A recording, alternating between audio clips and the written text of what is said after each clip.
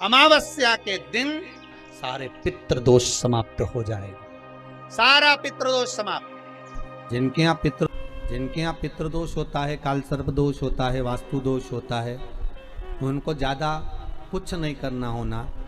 महाराज एक बेल का फल लीजिए। क्या लेना है? बेल का फल, बेलपत्री का जो फल होता है उसको ले लो। उसके अंदर का जो गुर्दा होता है, अंदर का जो भाग होता है, उसको निकाल लीजिए और उस बेल के फल में आटा सेक कर उसमें शक्कर मिलाकर उसको उसके अंदर भर लीजिए। अमावस्या के दिन सुबह 10 बजे से पहले उस बेल फल में जिसमें तुमने पंजेरी भरी है, आटा सेक कर भरा है शक्कर के साथ में, उसको अपने घर में घुमाने के बाद में जिसको काल सर्प दोष बताया है, पितृदोष बताया है या वास्तु दोष का स्मरण बताया है, घर में सब दूर घुमाकर अपने परिवार का हाथ का स्पर्श कराकर पीपल के पेड़ के नीचे तक खड्डा खोदकर उस बेलपत्र के उस फल को दाब दीजिए। उस फल को उसमें दबा दीजिए। महाराज केवल एक अमावस्या करना रहता है, पितरों के दोष से मुक्ति मिलती है और हमारे घर के कार्य सफल होना प्रारंभ हो जाते हैं। कार्य की सफलता होती है, कार्य में सफलता प्राप्त होने लगती है।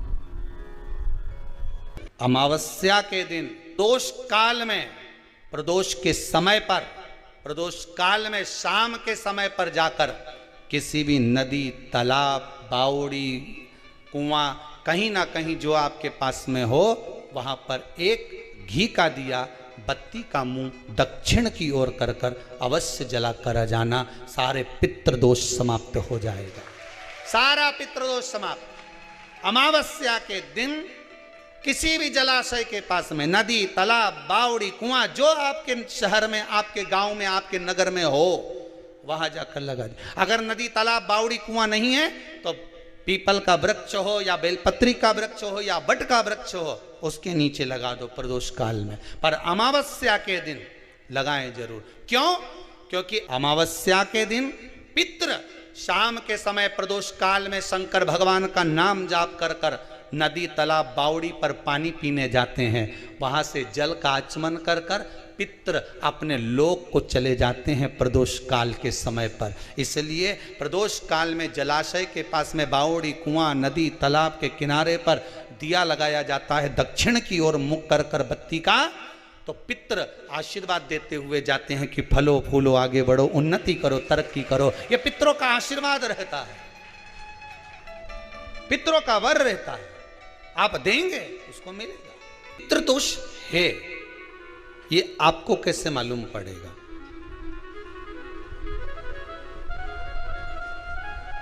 पितृ भूखे हैं, इसका तो वर्णन हमने पहले कर दिया कि रात्रि को जब आप सोने के बाद में 1-1.5 घंटे बाद अगर आपकी नींद खुल जाए, 1 घंटा 1.5 घंटा आप सो लिए, उसके बाद जो नींद खुली तो 1-1.5 घंटे तक अगर आपको नींद नहीं आ रही है, रात्रि को सोने के बाद में 1 घंटे बाद जब उठे तो आपको प्यास लग गई, भूख लगने लगी, प्यास लगने लगी कि मेरे को पानी पीना पड़ेगा, घबराहट हो रही, पानी पीना पड़ेगा। 1-1.5 घंटे सोने के बाद अचानक नींद खुले और आपको प्यास लगे, समझ लेना आपके पितृ भूखे हैं और प्यासे हैं, भूखे और प्यासे हैं, उनको जल की जरूरत है। किसी भी नदी में, सरोवर में, कुंड में, बावड़ी में, तालाब में, आप तीर्थ में जाकर जब स्नान करते हैं तो स्नान करने के बाद एक काम का नियम बना लो कि अपने हाथ की अंजलि में जल लेकर अपने पूर्वजों को देना है। प्यासे रहते हैं, भाग मांगते हैं, प्राप्त करना। 3 वृक्ष पितरों के तुल्य हैं। पहला पीपल, दूसरा बट वृक्ष, तीसरा बेलपत्र का वृक्ष। ये पितरों के तुल्य हैं।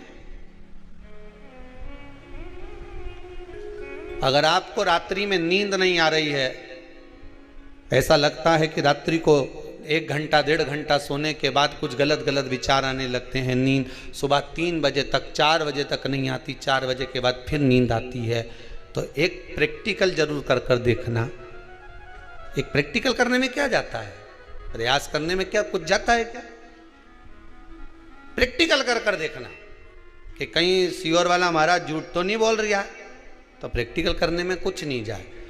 1 लोटा पानी लो, उसमें थोड़ा सा कच्चा दूध डाल लीजिए। पत्री का पेड़ या पीपल का पेड़ या बट का पेड़, इन पेड़ के नीचे ले जाकर उस दूध को दोपहर में सुबह 10 बजे से लेकर 12 बजे के बीच में ले जाकर चढ़ा दीजिए। रात्रि को फिर ना आपको प्यास लगेगी ना भूख लगेगी। नींद एक बार लगी तो सुबह ही खुलेगी। प्रैक्टिकल करने में क्या जाता है? पानी डालने में तुम्हारा कुछ जाएगा? अरे बोलो तो सरी, प्रैक्टिकल करने में क्या जाता है? कुछ भी नहीं बिगड़ेगा। ये तो बस जल डालोगे तुम्हारा ही कुछ अच्छा हो सकता है, बाबा की कृपा। 3 वृक्ष पितरों के तुल्य हैं। पहला, जम के बोलिए, पीपल। दूसरा बट वृक्ष। तीसरा बेलपत्री का वृक्ष। 3 पीपल के वृक्ष में 52,000 ब्राह्मण एक साथ निवास करते हैं, इसलिए पितृतुल्य है। बट वृक्ष ब्रह्मा जी के मस्तक से बना, इसलिए पितृतुल्य है। और बेलपत्री का वृक्ष माता पार्वती जी के अश्रु से बना।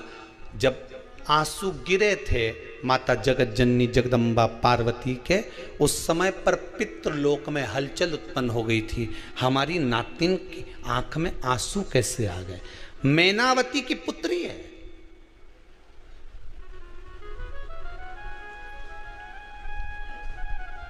पितरों की नातिन, इसकी अश्रु कैसे गिर गए?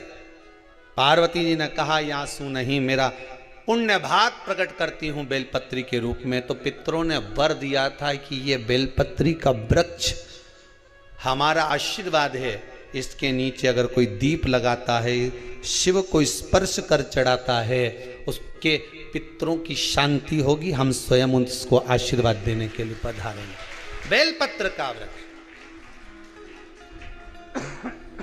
पितृतुल्य। तो रात्रि को अगर भूख लग रही है, प्यास लग रही है, तो पितृदोष है। दूसरा पितृदोष का लक्षण बताया, घर में कोई शुभ कार्य ना हो, वंश की वृद्धि ना हो। 1 रुपये कमाओ, 1.25 रुपये खर्च हो रहे हैं, पैसा 10 जगह से कमाई आ रही है पर घर में टिक नहीं पा रही है, आया गया, पितृदोष है। जरा सी कटोरी पड़ी है, उसके पीछे विवाद चालू हो जाए, पानी ढुल गया उसके पीछे विवाद हो जाए, या छोटी छोटी बात में घर में क्लेश मचा हुआ है, पितृदोष है। समझ लो हमारे पूर्वज हमसे खुश नहीं है, प्रसन्न नहीं। सारी दुनिया के लोग तुमसे कह रहे हैं तेरे घर में पितृदोष है। 1 रुपये कमाते हो, 1.25 रुपये खर्च होता है, मानसिक टेंशन बना रहता है। घर में एक व्यक्ति बीमार है, ठीक हुआ, दूसरा बीमार पड़ गया, दूसरा ठीक हुआ, तीसरा बीमार पड़ गया, तीसरा ठीक हुआ, चौथा बीमार पड़ गया। मतलब कहीं ना कहीं पितृ का भाव, पितृदोष का वर्णन। किसी ने कहा तुमसे कि तेरे यहाँ पितृदोष है, तूने ब्राह्मण को भोजन करा दिया, पिंडदान करा दिया, तर्पण करा दिया, तिलांजलि करा दी, गया जी का श्राद्ध कर दिया, हरिद्वार चली गई, वहां पिंडदान करवा दिया, ब्राह्मण भोज करवा दिया, तिथि पर भोजन करवा दिया, सब कुछ करवा के देते। अब एक काम और करके देख लो, एक काम और करके देख लो।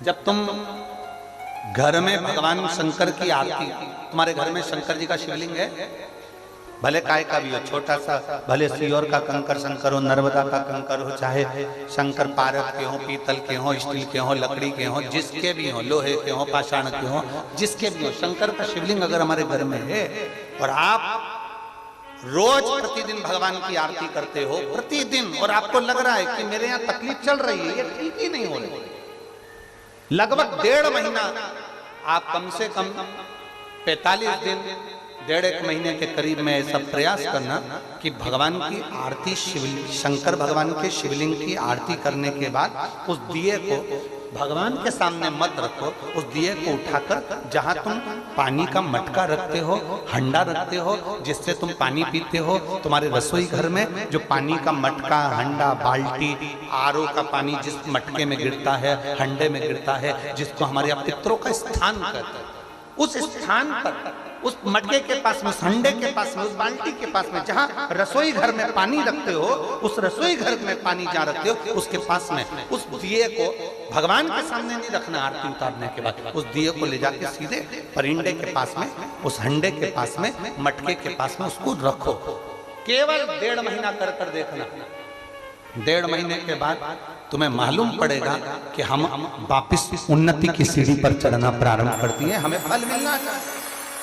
अब तुम्हें ना कहीं जाना है, ना कहीं आना है, ना कोई खर्चा है। खर्चा है क्या?